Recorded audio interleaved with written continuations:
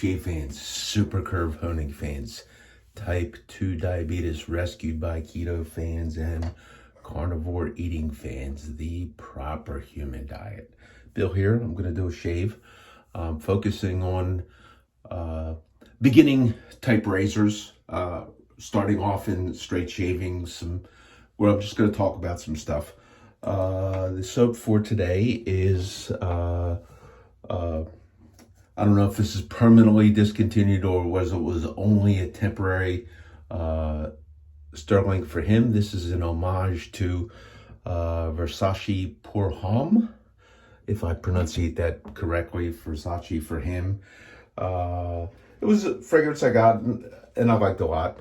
I'm using the really neat symmetrical pottery bowl. Okay, it has this nice little apparently these guys somehow make this like steampunk looking stuff, and they somehow put it on a ceramic coating and get the band and all. It's really, really neat. It's got like little nibs in there in case you want to do that. They're expensive. It's a novelty type thing.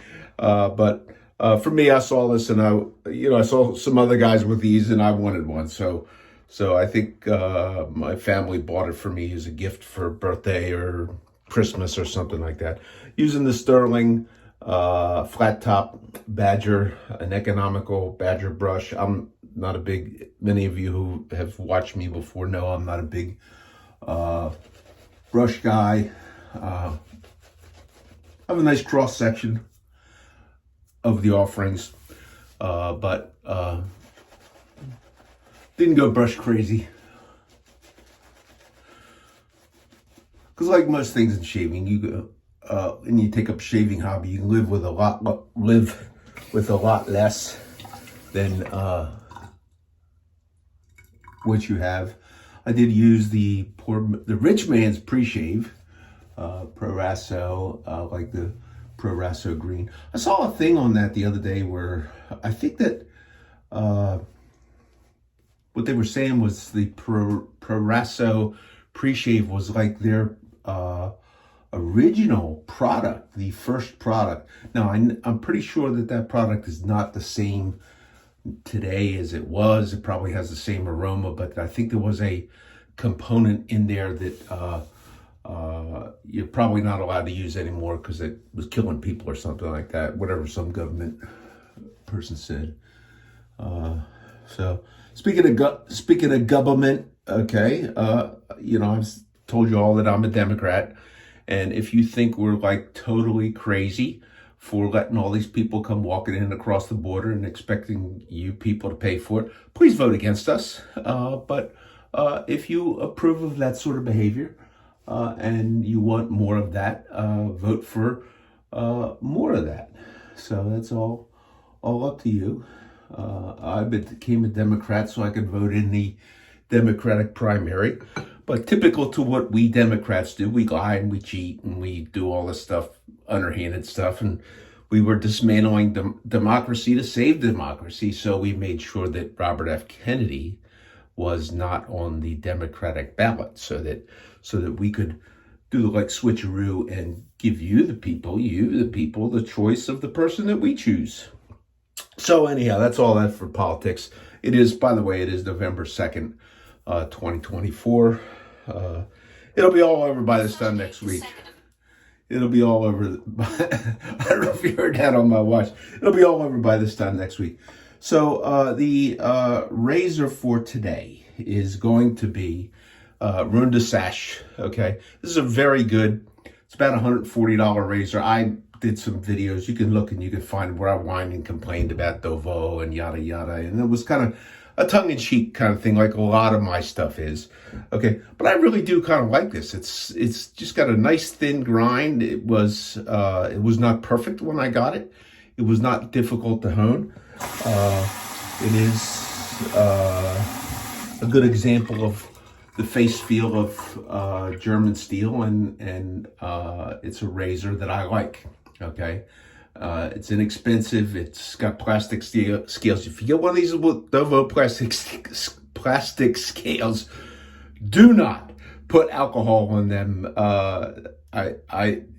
It's probably not a bad idea on any plastic scale to avoid alcohol, because some plastics, alcohol causes them to be very fragile and actually fracture. Okay, so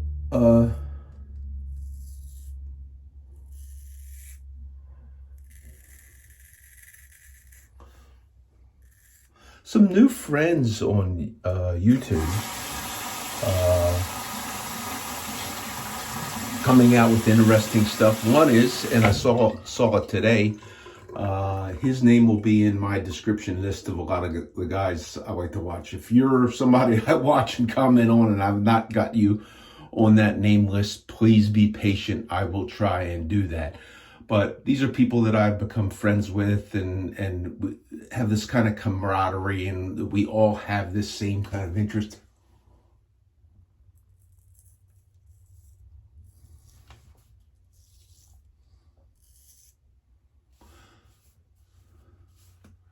Actually, I don't know why I'm doing that all the way straight down. Normally, here I am talking, thinking about what I'm going to say, and forgetting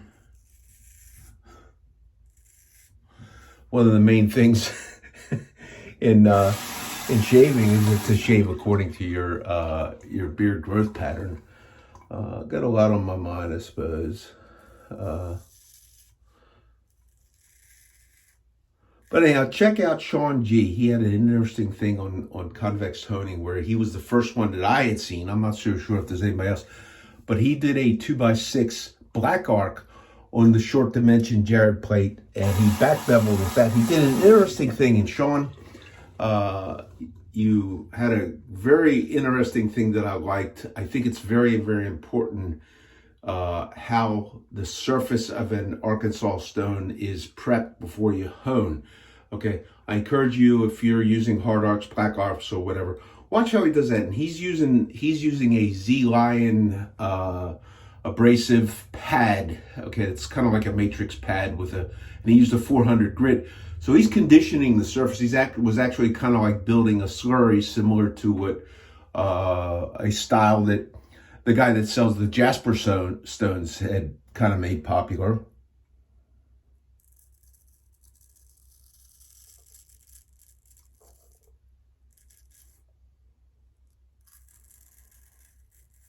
Typically, people don't think in terms of building a slurry off an Arkansas stone or a hard stone like a Jasper.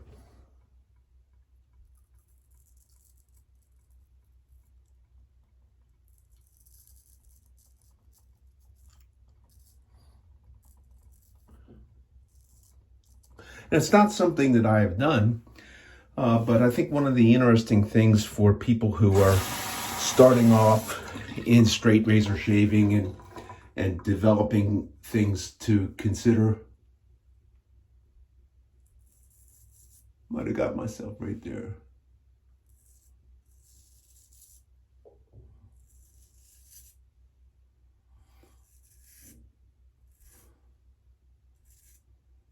This razor does feel just a little bit rough, and it just occurred to me that I did not strop this before I... However, our good friend Greg Gallant went like a whole month without stropping.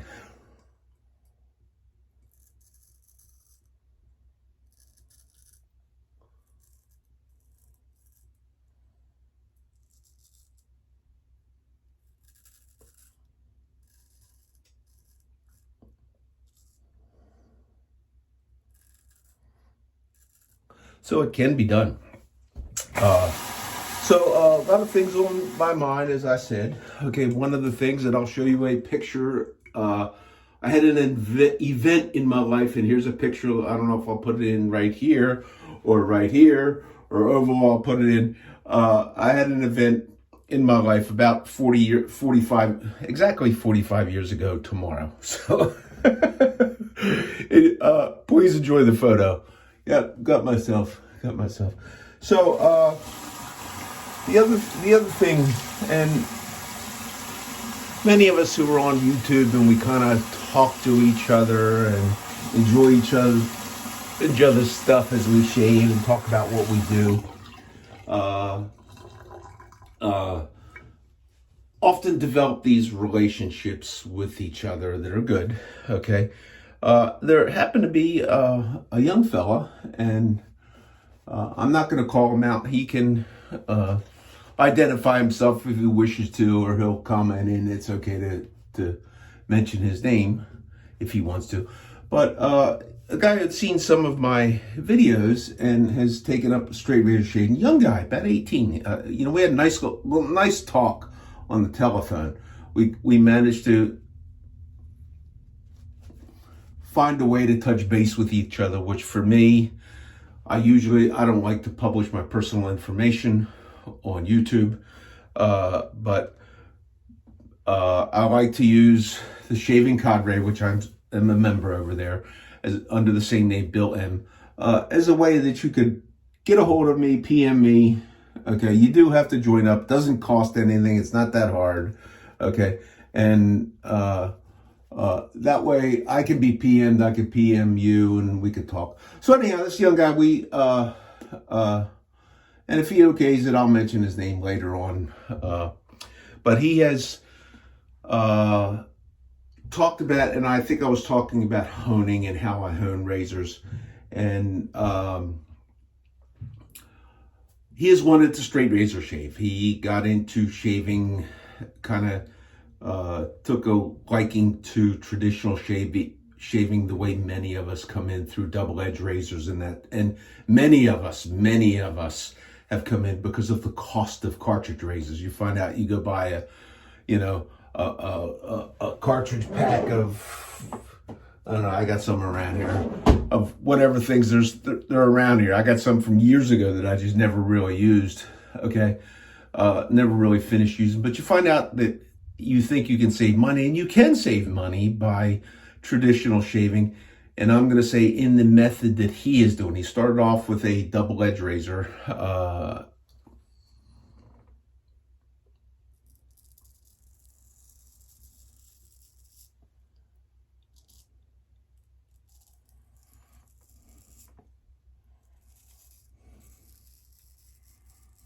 I don't remember exactly what razor he said that he had, but he's been just like buying whatever double-edged blades are available for. And most likely, if you go to like Walmart or whatever,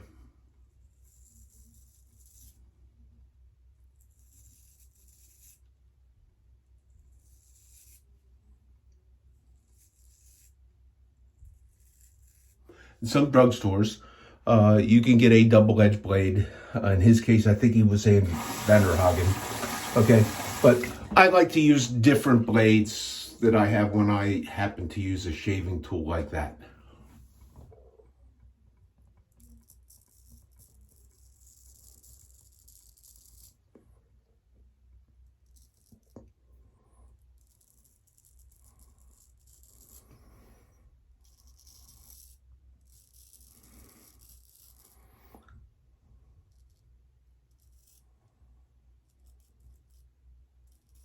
So that philosophy led him to pursue shaving as personal grooming in a different way. Because you could buy one of these, and if you know how to sharpen, or if you have stones, the stones are going to be costly. It's an investment up, but you could learn, and you could shave with this one thing forever and never have to go spend $5 per cartridge to shave, or whatever they're getting for it now. Or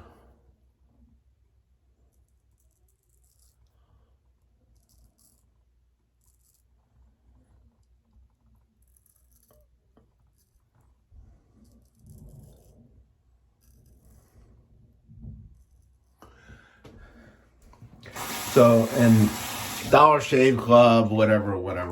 It's like,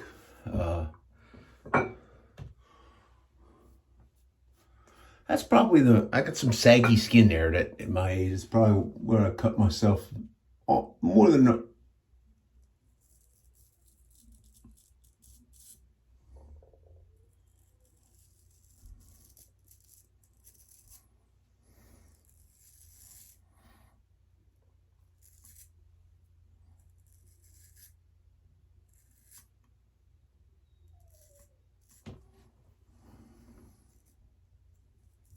more than anywhere else.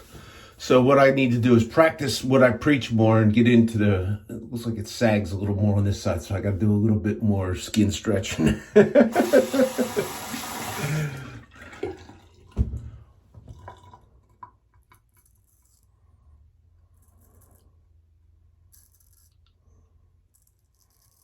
So I'm going to show you some razors. My young friend had asked me, we talked a little bit on YouTube back and forth on the comment section. And he told me that he was unable to get straight razors, and he'd had a couple of them to get them to shave. And he'd gotten a hone and he'd worked at it and enlisted some help from family and stuff like that. So I thought, well,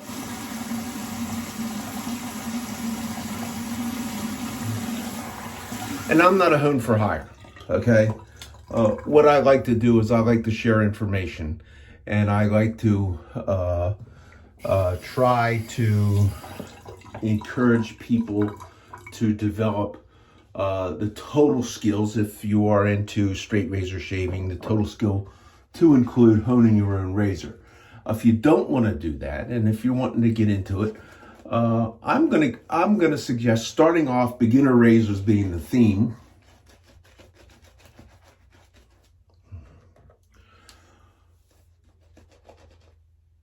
You could get a Runda Sash or another inexpensive razor. You can get a razor.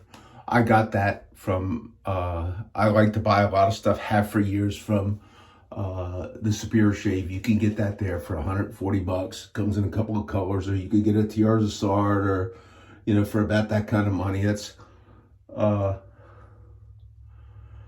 there might be a few that own the dollar or a little bit less, but Jared has the reputation. The owner has the reputation as a very, very good honer. Okay, now I prefer to hone my own stuff, as I think that I would want you to do, and I think he would want you to do, to learn how to hone to your satisfaction. And you should get to the point where you prefer how you hone or sharpen a razor over the method that anybody else does. Okay, and if you're not there, then you'll need to work at it a little bit, like most of us. Okay, so this would be one where you could buy this, and you could use it, and you could send it back to him to hone that up, and go along that way, and then at the same time be working on developing your own sharpening skills. Okay, there are people who have a very good friend of this channel, Leon, the long haul tanker, who did a lot of research ahead of time, read a lot of things, watched a lot of videos, and what he decided, and he did it mostly as a hobby, first of all. Okay, he was looking for a hobby, and that's how he got into it. So he decided to do it all at the same time, and there are people who highly recommend against that. I don't see any reason why you couldn't do it. Okay, I didn't do it that way. I came in a little bit different way. The way that I came in was I came in through traditional double-edged shaving and that sort of thing. And the general train of thought through that is that you should have a razor that comes to you with a known edge, and you should have a backup one to balance while you're learning to shave. I don't think that's necessary if you are committed to learn to hone and to shave at the same time. There's no reason you can't do that. Okay, but through that process, you need to somewhere find along the way the balance of, if you're not getting what you want, is it the tool or is it your technique? Okay, and it doesn't matter how you go, and you'll eventually I believe you'll eventually develop. So anyhow, my young friend, I don't know if this was the first razor he bought, but this was one of them that came in. Okay. You can see a few scratches on it. It doesn't look like it's, I did the tap and wobble thing and all, and it does not look, it's kind of toothy. I don't know if you can too much see. It's pretty toothy. I would not want to shave with this, okay? But I think I can hone this up, providing I don't know this. This does not look like gold dollar, but I don't know if this is China made. This was something that came off of I think Amazon or something like that. I don't know the origin of this. Whether it's India, Pakistan, China, I'm not sure. As long as this steel does not crumble, I think I can put an edge on this. But this is one way that people start off. People start off with an inexpensive razor, a lot like what Leon did. You buy an inexpensive razor, you buy a couple of stones, and you start building, because you buy an inexpensive razor as you're learning to hone. Okay, you do not want to take. Okay, you maybe don't want to take a $140 razor, and you certainly don't want to take a $300 razor and learn to hone with that. Okay, but this is a good way to do that. So in another video, I'll address how I hone that, as well as the two other ones. The other one that came in, and this is another method for coming in. So you have the inexpensive, and I'm sure the Amazon thing said that this was shave ready. And maybe you could. I've had gold dollars that I've shaved off of right out of the package. Okay, it was not a comfortable shave, not what I prefer. But yeah, I can shave with it.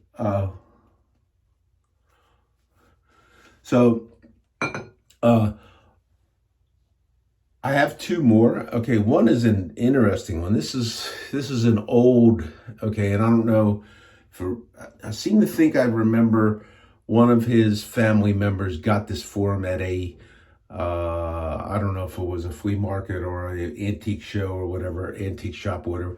Okay, but this is like a Wade & Butcher. Okay, I think it's a Wade & Butcher. I think I looked at it at a glass. It's let's see. There's something on there. I can't quite see what the inscription is here, but you can see it's a little bit rough. Okay, now if the grind is probably, I'm gonna guess, a half hollow. I lay this on the flat thing and it doesn't do a good tap and wobble. It gets some wobble around on there. So for those of you who believe that vintage razors are always better than anything you buy today, do not be deceived. Okay, here's a bent razor. Okay, now this kind of looks like, due to the curvature here, that probably, like many Wade & Butchers, this would have had a gentle smile on the edge, whereas it looks now as if this was sharpened to a straight flatness, which is one of the pitfalls that you can fall into when somebody tells you, flatten your stones, set the bevel, and they give you a rule, and then they did not consider that, gee, this razor, you have to move a little bit as you hone it to keep that. So here you got this kind of curvy thing, so you got some inconsistencies, and then you got this straight thing along there because you flatten your stones and you've done whatever. Okay, I do think that I can get this. There's probably a lot of steel taken off already in here. I'm pretty sure I've honed these before. There is some hone wear. There is some hone wear in here on there. I've seen worse. I had a Wade & Butcher that was really, really ground away, and even in spite of the way it was so ground away, it was still bendy. Okay, I could only get that one so good. But this one I'll be working on, and then the last one, which actually I'm thinking, okay, and this is a little bit rusty too. okay, but it kind of has these kind of neat bolsters on there, and it would need some cleaning up. I'm not into clean up razors. I know guys that do clean up razors. I think I can refer you to somebody who, and there are other people who do sell used razors, okay? If you're interested in a refurbished, reconditioned, you can find them on eBay. All I can say is try and find somebody that somebody else recommends you to go to, okay? So this one, and I'm not sure where this one came from, okay? There's some pretty nasty pitting in here. You know, a full refurbishment for this, and there's some rust on there, would usually, I don't refurbish razors, but if it was me, I would take this thing apart and I would somehow protect the edge, and I would get it on a buffer and I'd buff that all out to a polish. Okay, I'm not into that thing. I don't ever intend to be into that thing. But how do you get razors that look like this up to a polish? I'm not real sure. But it does look like in the honing, and I think you can probably kind of see it there, that the toe is a little narrower than the heel. Okay, but I probably think that due to the thinness of the grind in this one, okay, the thinness of the grind, this is a little thinner to grind, that I'm not sure, but I'm thinking that this might be the best shaver out of the three. We'll find out, because I'm gonna hone up all of these and see how they turn out. Do always with anything, do make sure that, okay, so you have these scales that are plastic and they kind of bend in, and then so once you get an edge, do make sure that you always are careful to guide that edge carefully into the center of the scales. Otherwise, if you get a freshly honed up razor and you hit into the scales, you can torque that edge around a little bit. So that's up and coming. I don't think that I'm going to do a full honing video on those, and I'll tell you why. My honing methods, I've done them another times. They pretty much don't change. Okay, I have a lot of different stuff, but I kind of, the pattern is the same. And the pattern for me is that I normally like to use some sort of stone that gets out to the edge first and get really, really close to an apex there. Then I like to cut in different, with more curvy stones, more curvy, more coarse, cut in a back bevel. If I had a razor like this that I need to rehone, okay, I know it has an edge, so I won't go to the edge. The first thing I'll do is do a little bit more hollowing out in the back bevel area.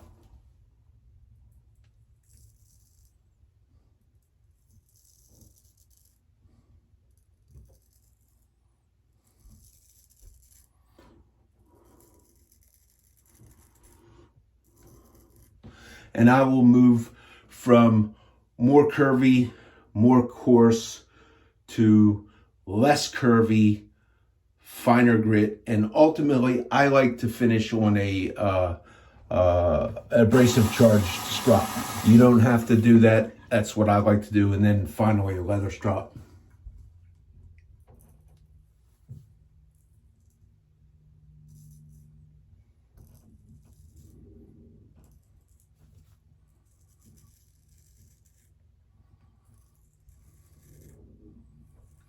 So I need to go back, for any of you Super Curve honing fans, I need to go back to Sean G. Please check out his recent honing channel, his channel, and a recent honing he did with that Black Arc First on the 6-foot wheel. I love the idea of how he conditioned that stone or prepared that stone at a 400 grit with a Z-Lion pad. I like that. And this is the beauty of YouTube and seeing what other people do. That's a technique that I would like to try, because typically when I rough up a stone, I'll either put a Nagura stone on it and put something in it and rough it up that way, or I'll take a piece of wet dry sandpaper. But I do like the idea of using that Z-Lion sheet because a 400 wet dry sandpaper sheet is thin, and once you use that, then it's kind of curly, and it's not easy to reuse. Whereas that one of those little pads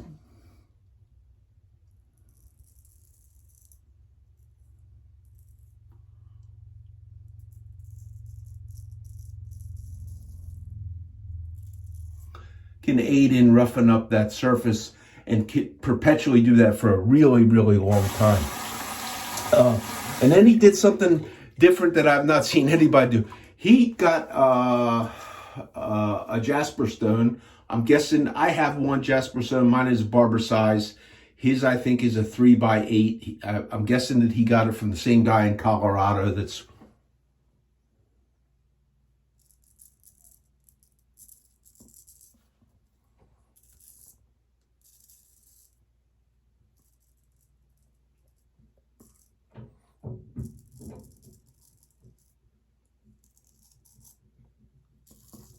is marketing the Ancient Ocean Jasper. Okay.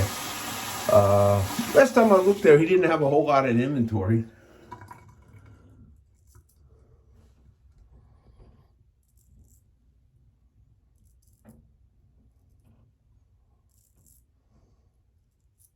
And sometimes the marketing of these natural stones is like, okay, so he may have a piece of property, or his folks may have a piece of property, and found this big boulder that was mostly jasper.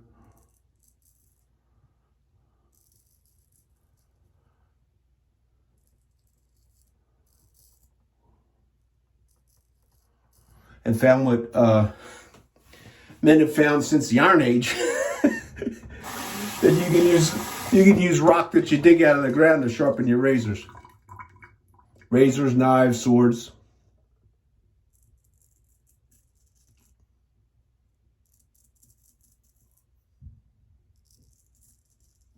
And then started marketing those. I found my jasper just so very hard. Okay, harder than in Arkansas in terms of. So I never considered shaping mine, and they're expensive. They're not cheap. I was not going to buy a big piece of jasper.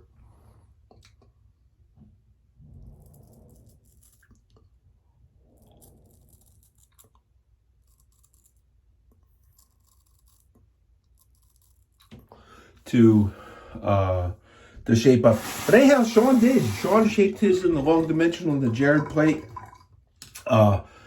He did a 2-stone. I have not finished watching the thing, so I got to go back and I got to watch it. I did fast forward for little pieces of it.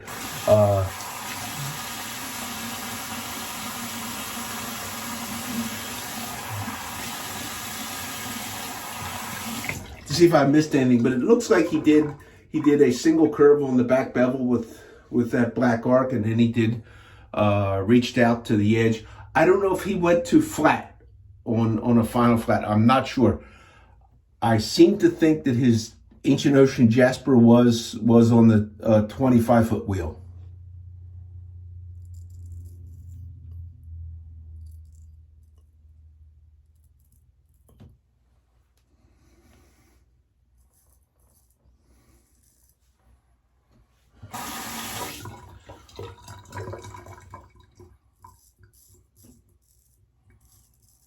So I just did a couple little cleanups there. So that kind of ends the shave almost. I got to do the. I've talked a lot. I've gone over the normal. I normally target. I wish I could get my videos down to 20 minutes. I can't because I usually yak too much. I wish I could. I'm already a little over the 30 minutes that I like to try and limit it to. If it's too long, do what I do with some of my friends who have long videos. I put them on double speed, and you can adapt your listening to catch up with what they're saying, even though they are talking twice as fast off of the recording.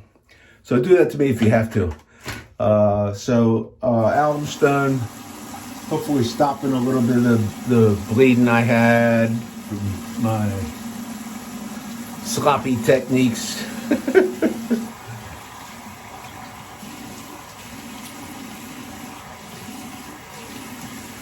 Okay, so then I'm gonna leave a little bit of water on there. I've come to like using balms and stuff with a little bit of water left. I use this a lot. This is Sterling unscented menthol, and just a small amount of that particular balm. It's one of the a number that I use, and I think I said this before. I think Rod Lovin from Sterling recommends that the last thing that goes on is the balm, and I usually put it on as the first thing on top of a wet thing. Then wet skin. Okay. Then the next thing, and this is again Sterling for him aftershave and splash, aftershave splash. There is an ED, a lot of the Sterling aftershaves and scents of all the different stuff. A lot of times he'll formulate an EDT, which is a stronger version. I have the EDT on this. It's a lot less expensive. You're getting one of the his scents that are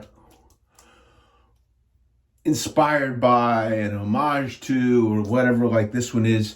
You can get the similar aroma for a lot less money. A bottle this size of the Versace Per Homme is like $80. Okay, that's a lot less than $80. I cannot give you, I'm not a scent guy, I cannot tell you it smells like this, it smells like that, it smells like this, and I cannot say, well, the real McCoy lasts longer than that does or that way. So I can't tell you that because it doesn't matter to me. Okay, so I'm gonna do something also a little bit different. I usually use one of my powder cannons. Okay, but this time I'm not. Okay, because I wanted to show. Okay, like I bought a bunch of these powders when I was afraid, fear of missing out, that real talc powders. This is like most of what I use. I like the Yardley stuff. Okay, and it's like all this stuff in here, which indicates this is mined in India and ultimately winds up in, they do track it with codes and that kind of stuff, batch numbers and manufacture date. Okay, but it's number one, superfine calcium carbonate, which is lime, magnesium carbonate, fragrance, and then some other stuff, I guess, to keep it from clumping. But a lot of times the common thing is to put it on a brush. I have a brush. I did that. I don't really like it. That's why I got the powder cannon. And another way to do that is to just take the powder, and I like this best because it seems to me that when I use the brush, it just goes all over the place. And this way I can get